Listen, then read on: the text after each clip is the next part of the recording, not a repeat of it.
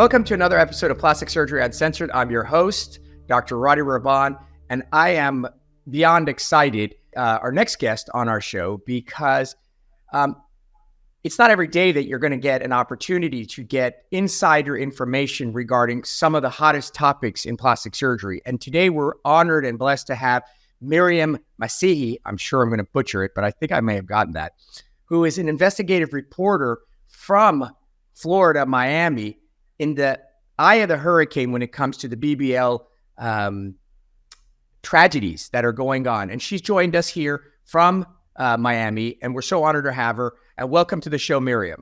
Thank you so much, doctor, for having me. All right. So you do investigative reporting for NBC, and then there's another part to it that you told me, but I already forgot. Telemundo. We're a duopoly here in South Florida. So NBC 6 and Telemundo 51. That's amazing.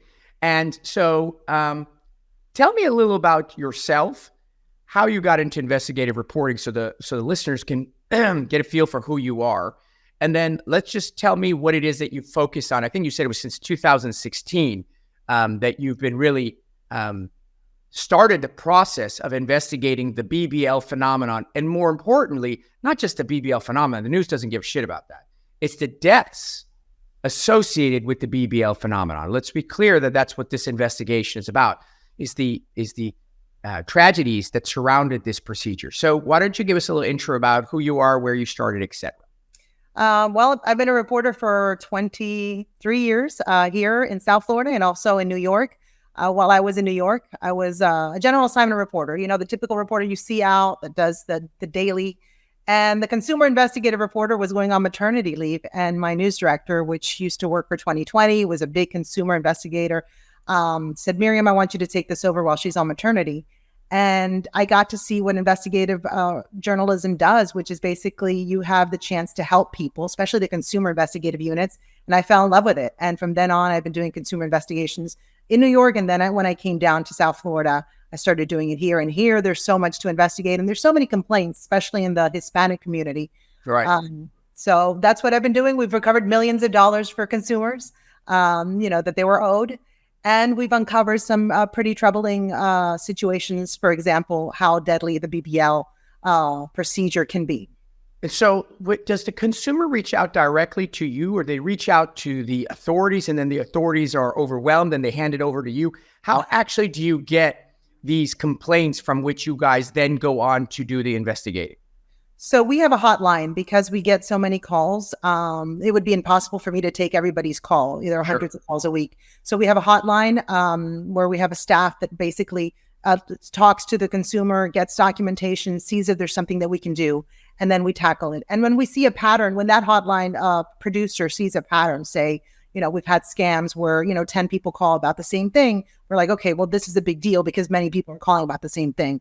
With the BBLs, it's been a little different. We've gotten tips through the community about somebody who passed away, tips from surgery centers, anonymous tips, people telling us, somebody passed away here, somebody passed away there. And for us, the coverage on the BBL began in 2016. It was the death of a woman, a mom from West Virginia. Her name was Heather Meadows.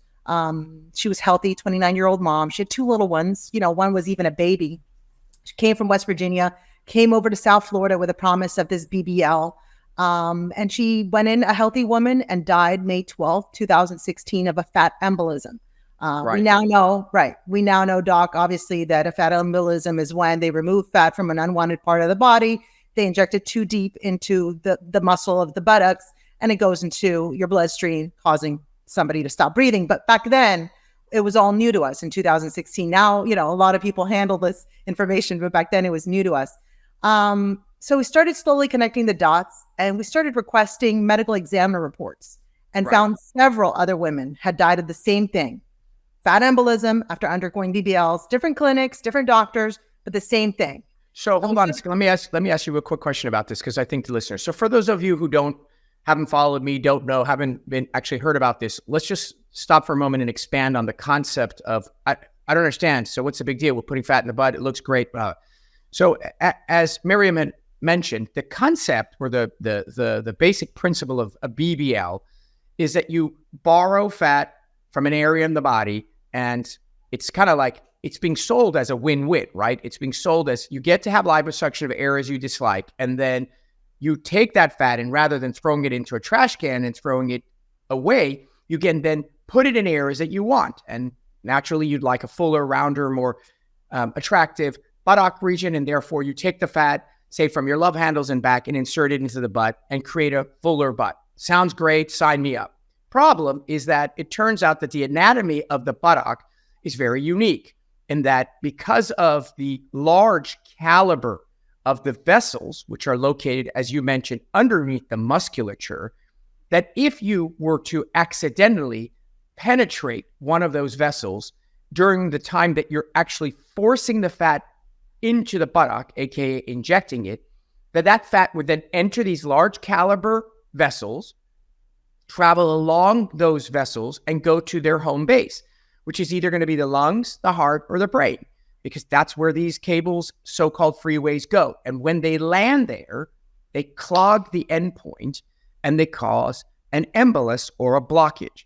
And when you block certain large highways, you create death because there's no blood supply going there behind them. And so historically, this was something that we knew of in regards to blood clots. You get a blood clot in your leg, you're sitting in an airplane for 20 hours, you get off, you walk out of the airport, boom, within a few hours, you drop dead because a large clot travels from your knee to your heart or lungs. Now they're finding, and from autopsies, that there's fat in these people's anatomy, in their hearts and their lungs and their brains. And that fat came from accidental blind injection into these vessels. So that takes care of the explanation regarding why that's happening. The thing that people are going to be asking is, okay, so all these people are dying and no one's coming to tell anyone? There is no law that says you have to go and report this to the general public. You know, someone died, the coroners were involved, they got the examination, no wrong, no harm, they were just having surgery, it's a complication. Sorry, excuse me being crass, shit happens, move on. Right. Well, that was back then, though, Doc. Back then, Right. They considered it a consequence or as a result, a natural result of right. But I want the consumer to understand that, like, natural complication. There's this philosophy that, like, of course everyone would know. Nobody would know. That's why there's an investigative reporter in 2016 trying to put the dots together, because it isn't like you went in and you had cardiac arrest because unfortunately you had a weak heart. And part of the complication risks of any surgeries, bleeding infections, cardiac arrest, et cetera, they're not reporting every embolus to the general public. So I think it's really important that people understand that this, at the time, nobody even knew this was a problem. It just happened and it was unfortunate. So right. I'm sorry to interrupt, but I wanted to kind of get that part out there so people really understand why this was back then so novel. Right. Nobody was talking about it. No, but it was a, natural complication back then of a surgery, though. So it said fat embolism in these medical exam reports. And back then we were a team. It was a colleague of mine who's now in New York, Dan Krauth, McNally Torres, our producer, and myself. We started a spreadsheet. And it sounds terrible when you put deaths on a spreadsheet, but that's the way you have to start counting when nobody else is counting. Sure. So we started in 2016 documenting. We went back, several years to 2010, and we started pulling all these medical examiner reports. And in 2017, a task force of about 11 surgeons, pathologists, statisticians, they were funded by the Aesthetic Surgery Education Research Foundation, and they published a report in the Aesthetic Surgery Journal. That's way back then, crediting our reporting. They even named Dan Krauth, which I miss dearly. Left us for New York, saying that it wasn't the amount of fat getting injected, because they used to think, oh my God, maybe they put too much fat in there. It wasn't the amount of fat, but how it was being injected that was the problem. So back then they recommended surgeons avoid getting into the deep muscle, sure. deep tissue muscle, to avoid sending that fat into the bloodstream. So that was the first indication, 2017, that, maybe they shouldn't go. They should they should angle the cannula a certain way, not to go in there. You're like a surgeon now, Myriam. You're ready to go. No. I think you probably know more than most surgeons. That's the sad part. It is very sad. But it was a recommendation in a journal. It was a reputable journal, but it was a recommendation. So a lot of people didn't follow it because it wasn't the law. It wasn't even the standard of care back then. And also back then, BBLs were a blind surgery. And when I say blind, doctors really couldn't see where they're injecting the fat. So some of them, I know by feeling, how deep it is. I could, they would put their hand and I know how deep and I know not to go. So we really didn't see a change after that recommendation. Women kept dying. So can we talk about numerics for a second so people who are listening can understand? We're not talking about 2 people. We're not talking about like 4 people. So can you give me an understanding? Like the first year when you went in, you're like, oh wow, a whole bunch of people have called about this. Right. And you started to dig. Initially, how many people did you find based on coroner reports and retroactively searching, did you find right out of the get-go that had passed away from fat embolus? By 2019, over a dozen deaths that we found. Okay, so we're talking about 12 women in just South Florida. Remember this. Just South Florida. Yes. This is not nationally. This isn't even goddamn Florida. This is just South Florida, which of course is one of the hot spots, but by no means the only place this is getting done. Right. So if you multiply that by just this country, you can only imagine what numbers we're talking about. And these are not individuals who were otherwise sick. I'm not talking about how many people died from heart transplant. Right. I'm talking about healthy people who went in, mother of 2, mother of 3, whatever, and didn't walk out. Another quick question I have for you is, in your investigation early on, at what point were the deaths occurring? Immediately on table, meaning in the operating room, back in the recovery when they get home, or a day or 2 later? No, so there was 2 immediately on the table, or as soon as they took them out to the recovery, they never came to. Right. So you weren't getting people. So I want people to understand this. No, they weren't going home. You weren't going home, and then you were in the recovery center, and then you dropped dead. No. You were literally either you perished on the operating room table, or they managed to get you off the table into the so-called recovery, and there you never regained consciousness, correct? Right. They never woke up. It's an immediate death. Yes. I mean, most of these women, what happened was, a fat embolism, pulmonary embolism. So they stopped breathing. It was pretty instant. So yeah, in 2009, we had over a dozen deaths. And then that year, the Florida Board of Medicine turned that recommendation of not injecting fat into the muscle into the standard of care. So now if a patient died as a consequence of a doctor injecting fat too deep into the buttocks, they could actually do something because he would fall under the standard of care. So I don't know if you want to explain what the standard of care is. Yeah, I mean, the idea is people are going to constantly ask, I don't understand. Why aren't these people getting in trouble? Right? That's a natural question. First is, why are they doing it? Second is, why are they not getting in trouble? They're doing it, we want to assume, because they don't know any better, right? Procedures that come to life. For example, you're doing a rhinoplasty. Well, we've been doing rhinoplasty since the 60s. So what does that mean? That means we've had 60 years of experience. During that 60 years, well, shit, we're not doing some of the things we did back in the 1960s because we've known better. And luckily, the mistakes that we've made have not led to death. This is one of the few procedures where the early errors in the adoption of a procedure are not like, wow, what an ugly butt you have. It's death. Right. So the learning curve is much more treacherous than otherwise. So the assumption is, why are they doing it? Because they didn't know. Doctors didn't know that if you penetrated deep, you would puncture it. A lot of this data actually came early from South America. They knew a long time ago. This whole procedure erupted through South America that made it to these states. So it's called the Brazilian butt lift. Right, the Brazilian butt lift, exactly. And they knew from their own autopsy, just the communication didn't get to the States. The second question people ask is, okay, well, they did it. Well, shit, how come they're not getting in trouble? And the reason they're not getting in trouble is they didn't break any laws. They haven't broken any standards of care. So a doctor is going to get in trouble when he or she does something, and then they ask a jury of peers, was this below the standard of care, what we expect from other physicians? And if it hasn't been deemed that if someone gets a fat embolus, it's negligent, then they can't get in trouble. You have to set the bar for someone to fall below the bar. And there was no bar in this particular procedure because, as you were mentioning, people are just figuring this crap out as they go. So yes, so that they made it. Now the question is, it was just in South Florida. This wasn't a national. Well, it was in Florida because it was the Florida Board of Medicine. Right, sorry, Florida. But yeah, we were doing most of the surgeries down here. And so we did see some administrative complaints filed by the health department following, that. Some doctors started getting reprimanded. A couple lost their license, but it took a long time. We did see a small dip between 2019 and 2020 in deaths. And we don't know if it was the pandemic, but right after everything reopened during the pandemic, those deaths went right back up. Right. 2021, the deaths spiked again.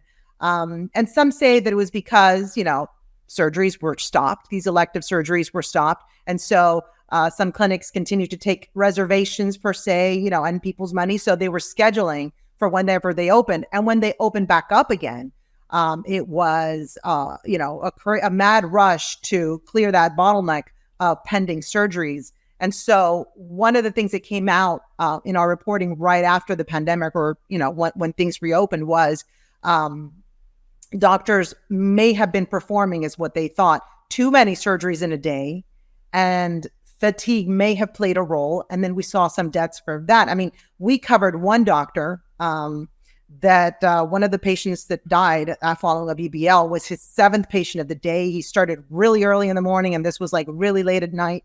And he wound up giving up his right to perform BBLs. So I'm going to slow you down because there's so many things you're saying that are just mind-boggling to me. Sorry. No. Don't be apologizing.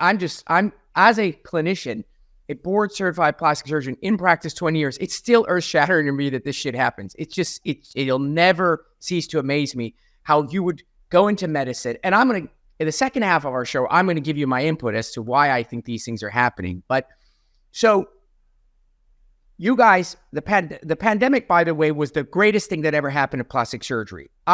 My particular practice, and that of every other plastic surgeon I know, quadrupled during the pandemic. So everyone was bracing for impact. They shut us down for 2-3 months, and then they opened up the gates, which was appropriate. There was no reason for us not to be operating.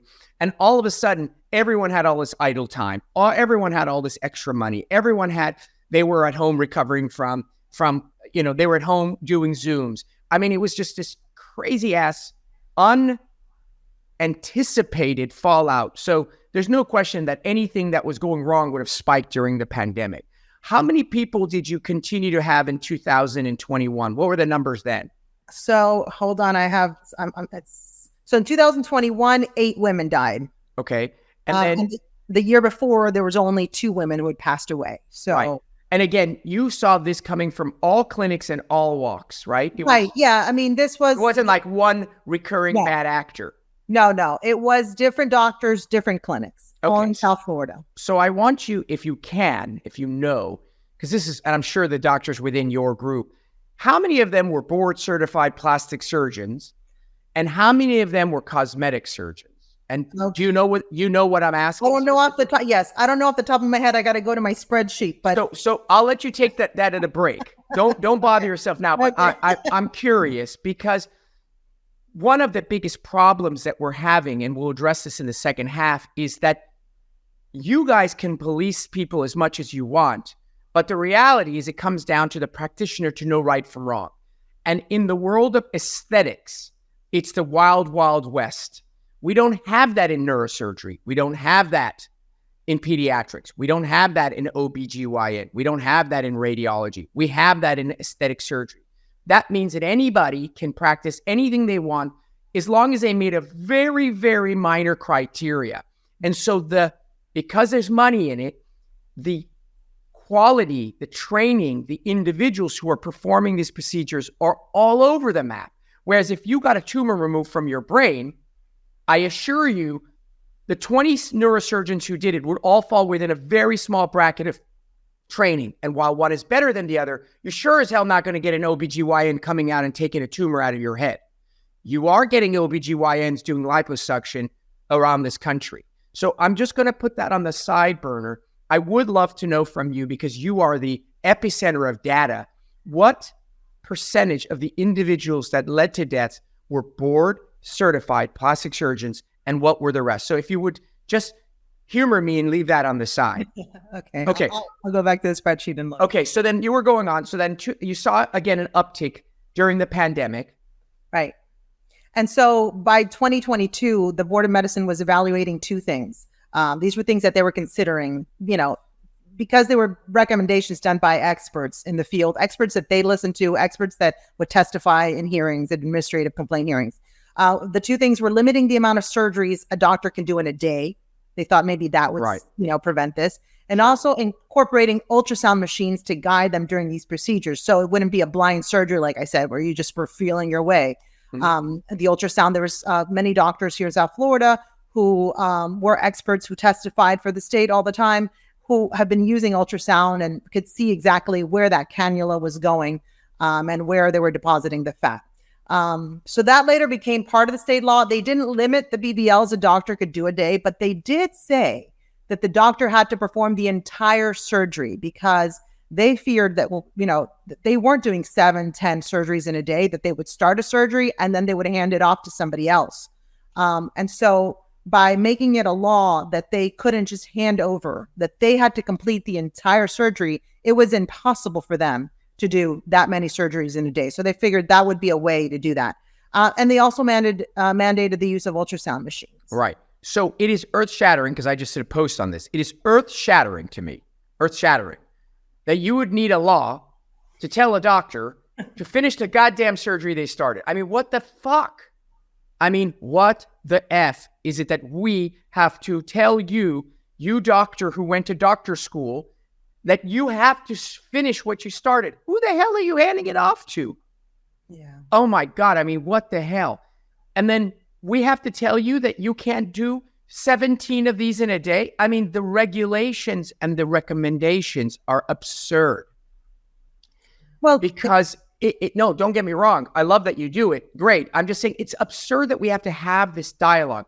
The idea or notion that, hey guys, this new procedure that everyone loves doing because it's making a shit ton of money, you need to make sure you don't get into the muscle. Oh, I didn't know that. Oh, thank you for telling me. That I agree with, because you could say that they didn't know any better. That I believe. But everything else is nonsense. You can't do this many, you can do this many, you can use this much fluid, this person, because you should know better that part. You're a damn physician. So it's just, and I'm going to get to my second half, which is what we think is going to happen as an after fact. But I'll let you finish this part about it, because we'll take a quick break and we'll come back to now what do we do? So, okay, so they made that into law. So these are the things that were brought on by Florida. Number one, doctors have to begin and finish their own surgeries. Number two, when performing a BBL, you must use ultrasound guided so you know that you're too deep or too shallow or you're entering in a vessel. Number three, they're limiting the number of procedures you can do in a day. Is that by number of hours? No, they didn't. They ended up not limiting the amount of procedures, but mandating that you complete the entire procedure. Such that by that, you would impossible for you to do 8 surgeries in a day or whatnot. Right. And so as a result, this was what was mandated after. And in today's count, how many people, as far as you know, in South Florida have died of the BBL in total? Hold on, let me look here. About 24 that I have documented, but we don't have everybody. I know that there's doctors who have a lot more.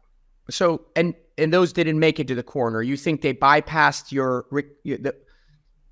how would you have a death in a clinic and then not get recorded such that you would find it? No. The thing is, the medical examiner doesn't put out a list. Nobody compiles a list. There are some doctors who are board certified who are compiling their own list now that started back then when we started doing. So this is not something that the state is counting. Actually, there is. So why isn't it that in addition, the legislature doesn't ask all coroners to report all fat emboli? The only other instant that I know of in a medical condition that leads to a fat emboli is a trauma where you break your leg. And when you break your leg, because large vessels are exposed and it's adjacent to fat, like you get hit by a car, auto versus peds, you get a fat emboli and die. There are no other instances, and that's easy to determine by the coroner. It's not like you had a BBL, you got hit by a car. Why wouldn't they make it so that this is now something that has to be reported, because it's clear after 7 years that there's some foul play being involved? Right.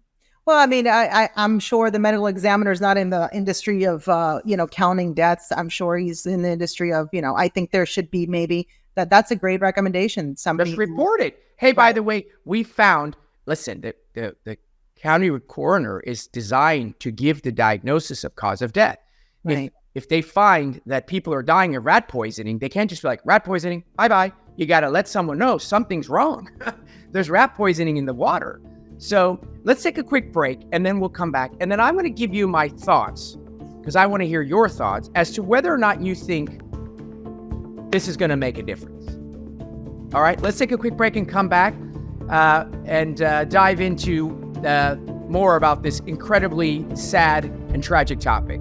I'll be right back after this break.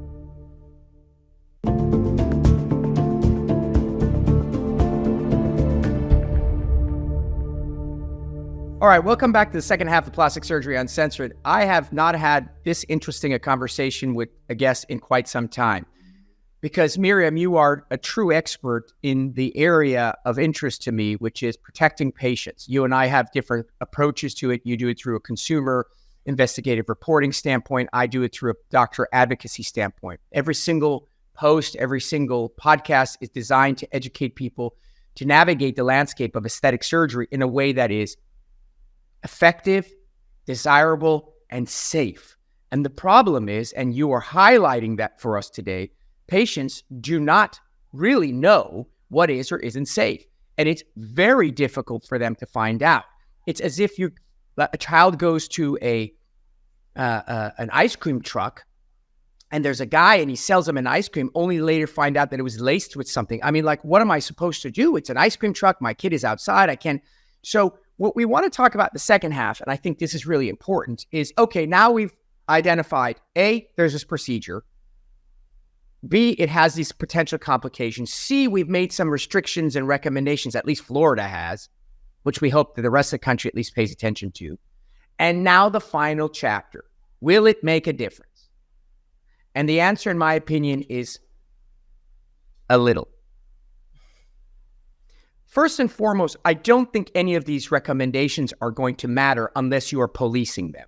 If you don't police parking meters, then the fact that they turn red after an hour and you didn't put money in it is irrelevant. The only reason you run back and put money in your meter, the only reason is because you're going to get a damn ticket. And the reason you know you're going to get a ticket is because you see the guy walking around giving tickets. So anything you put into effect has to have a policing force and a consequence. There is no way the state of Florida is going to go from clinic to clinic to clinic to check, by the way, unannounced, to see if Clinic X has an ultrasound machine. Even an ultrasound machine, let alone if they're using it. Then they have to find out if they have an ultrasound machine. Then they got to figure out if they can come in and see if the guy's using it. You mean if I write on my chart that I use an ultrasound machine, I'm off the hook? Easy breezy. So who on earth thinks this is going to make a difference? You have to begin and end. Do you know how many doctors go into a surgery, step out for an hour and come back, and no one is to know the wiser? Unless you're going to show up at their clinic at that moment in the operating room, it's not going to matter. The only piece of information that's going to matter that you have done an amazing job to uncover is that, hey guys, if you go too deep, you're going to kill someone. And I don't believe that the shady doctors, because there are a lot of them, are doing it with the intention of killing someone. They're not, because it's just bad for business. It's not like it's bad for the patient. It's just bad for business. So they're not actually trying to kill the patient. They don't really care that much, but they certainly don't want to. And knowing that I can't go too deep was very important. And I suspect that over time, as people get better at this procedure, they'll get a better feel for it. But I genuinely don't believe that people who are so there's a doctors who do things correctly, have always done things correctly, will continue to do things correctly, had no deaths, will use an ultrasound. There's the doctors who didn't give a shit, who were shoving a ton of fat in, were taking advantage of the lower socioeconomic class, which we're going to get into in a minute, people who couldn't afford to go to outstanding clinics, but went to these sort of fly-by-night chop shoppy places. Those doctors are not going to buy an ultrasound machine, learn how to use an ultrasound machine. They're going to get around it. And go ahead. Well, and I can tell you during this whole process, when the ultrasound was a recommendation and not law, when before, there was a huge pushback. I mean, I went to a lot of medical hearings, Board of Medicine hearings, And there was a group of doctors that were opposing this because it first was like an emergency order where they're, meantime, let's do it like this. But those expire after 90 days. And then either the Board of Medicine makes it the rule or, you have to see what happens. And then during that process, the Board of Medicine had hearings for everyone to come and, tell them what they thought about these recommendations. And there was a group of doctors, the ones who performed a lot of these surgeries, the BBLs, that were opposed to the ultrasound machine, saying it was inconvenient, saying that, they have to now go out and get trained. We had experts that, offered training that testified as well, said, look, we've been doing this for a long time. We can offer training. So there was a lot of pushback. And when you say, they don't have to, well, now they have to. And if they don't, they do fall under the below the standard of care. So, right. Again, it's a little reactive though. And when you're saying if you have to go police everybody, no, what happens is if they don't do it and then they, something happens, then there is an administrative complaint and that whole process starts. So this will be what'll happen because I'm going to play devil's advocate on your behalf. What I'm going to do is I do a ton of BBLs. I actually don't do BBLs, but assume that I did. I will go tomorrow and buy the machine. No questions asked. I will get whatever certification training I need to get, correct? And I'll never use the device. And on every single one of my op reports, I will write A, I used the device, B, I did the surgery all by myself. What I'm getting at is not, you will absolutely get them to buy it because they have to indicate that they have it now. And you absolutely will get them to write that they use it. Do you know how many op reports I've read over the last 20 years where doctors have dictated something that never even happened? Never happened. I went into the surgery to do a revision and that thing wasn't even there. So I don't want to be a spoiler alert, but unless you physically go from meter to meter and give people tickets, the shady doctors, and I'm going to now get to that, of the individuals, 25 deaths that you have, the tragic tragedies that we have, what percentage of those individuals who perished were done so by board certified plastic surgeons? Let me elaborate here. There is a hierarchy in the aesthetic world that you have in no other world. You don't have a hierarchy in OBGYN, in orthopedics, and neurosurgery. What are you talking about? He's an orthopedist.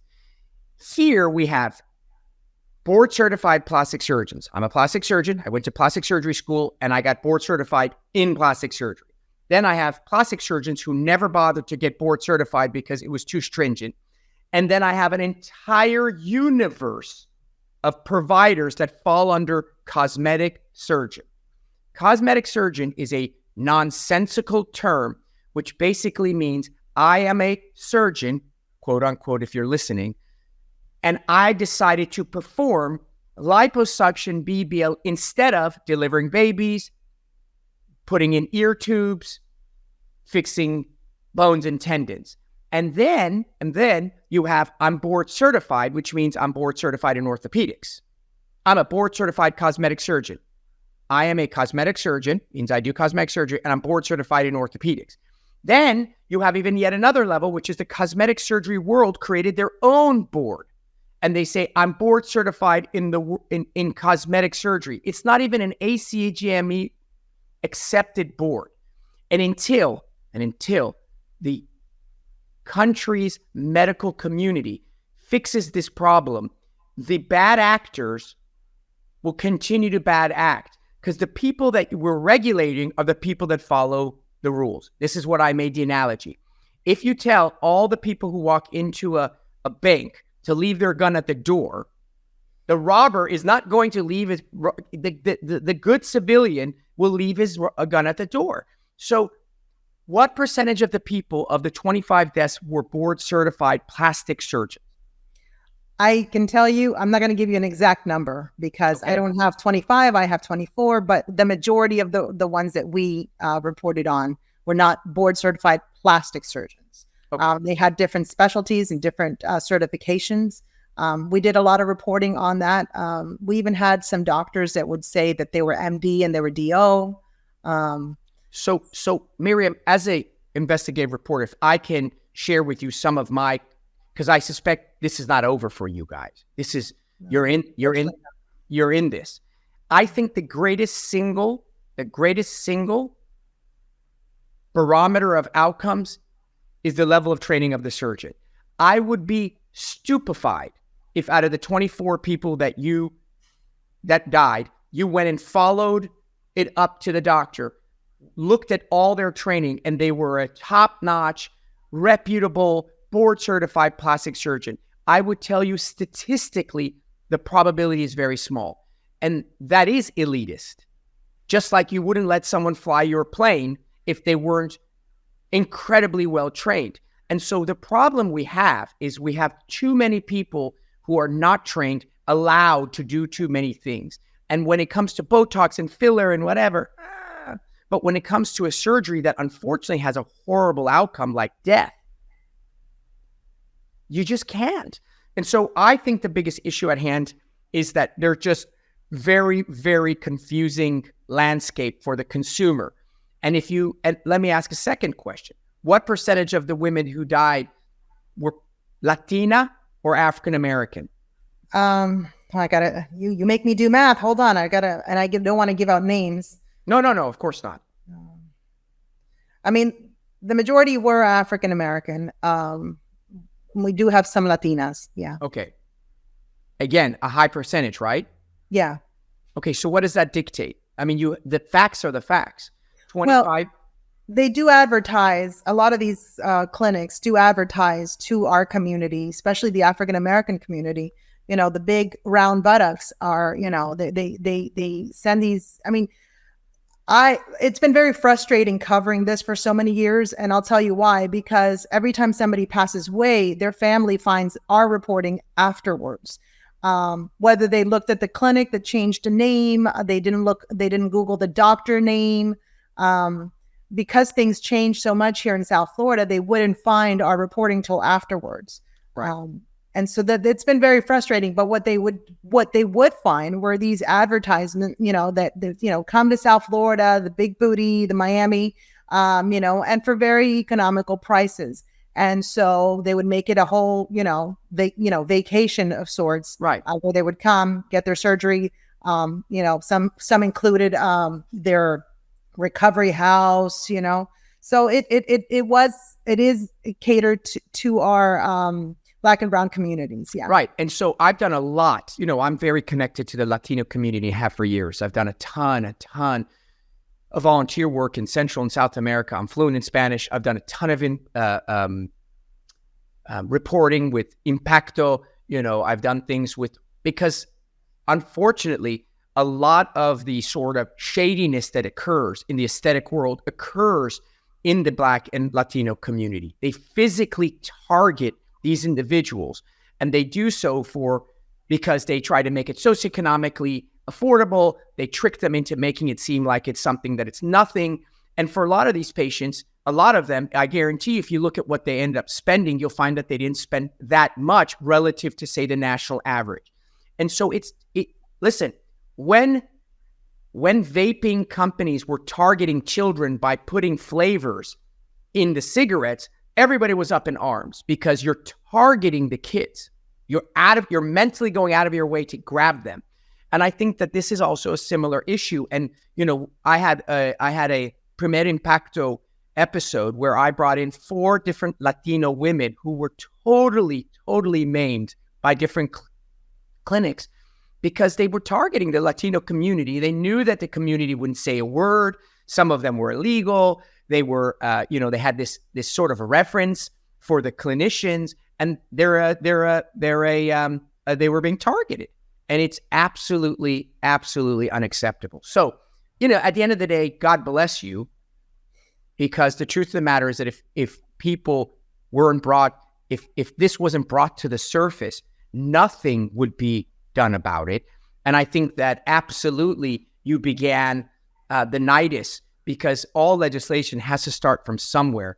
And I guarantee you that Florida will lead the way nationally in terms of keep adding and ratcheting it down. And nothing would make me happier than to see that as a result of the new legislation, the ultrasounds and the things that you and I will talk in a year from now, and you'll say, thank God the deaths are ideally gone or a fraction of what they were.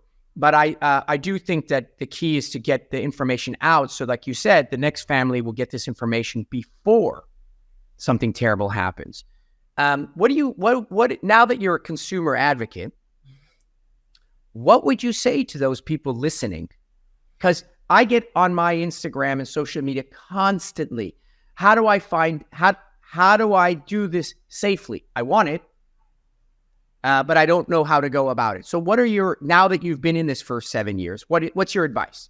Well, you're not going to like it because, you're a plastic surgeon. So my friends and family don't tell me when they're going to get surgery because I'm going to talk them out of it. But if you're going to get a surgery, I'm all for it. I talk people out of it all day long.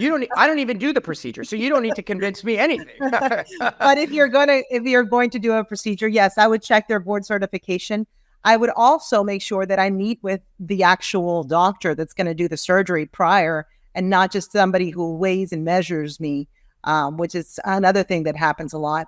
I would get recommendations from patients, not somebody who told you, oh, this guy was great. And if it's very cheap and it's too good to be true, it probably is. I mean, there's not enough money that you can pay to make sure that you're, going to come out of that surgery. So these $3,800 BBLs are obviously, there's a way that they can do it for that cheap, and that's in quantities. So I wouldn't want to go to a place where they're doing so many surgeries in a day that you are just, one more.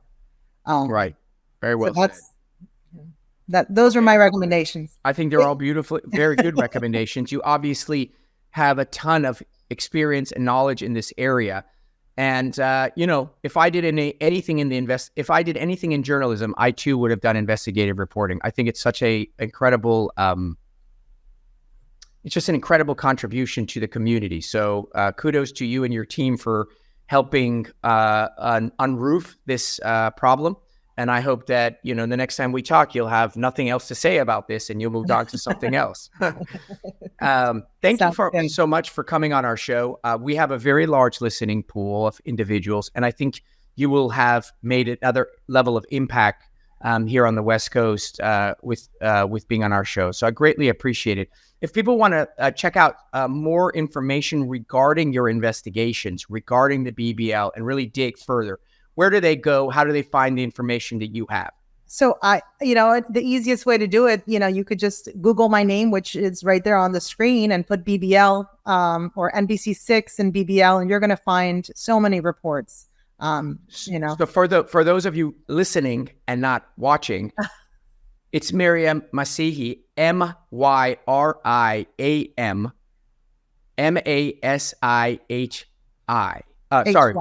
Y, correction. So go ahead and Google her and you will get the data and the information. So thank you so much again, Myriam. I am so touched that you came on our show. I know you got a million things to do, and I see all those Emmys. How many Emmys did you get?